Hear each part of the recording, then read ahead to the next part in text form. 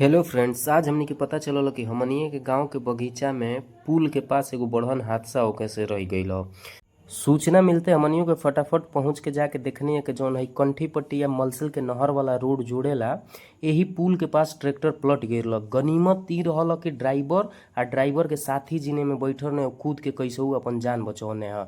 JCB फिर बुलावल गईल ह, आई ट्रैक्टर के खड़ा करावे में लाग गईल सभे।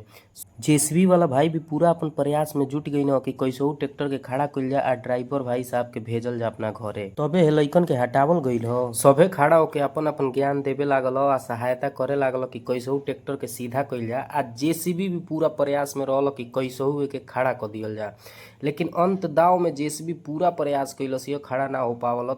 तब जेसीबी वाला भाई कहना कि ऐसे डायरेक्ट खड़ा कइली तो ट्रैक्टर के और नुकसान हो सकेला। ड्राइवर साहब के बात सुन के सभे अपन अपन प्रयास में जुट गईल ह, आपस में बतियावे लागल हो कि जेकर लगे रास्ता होके ले आवे।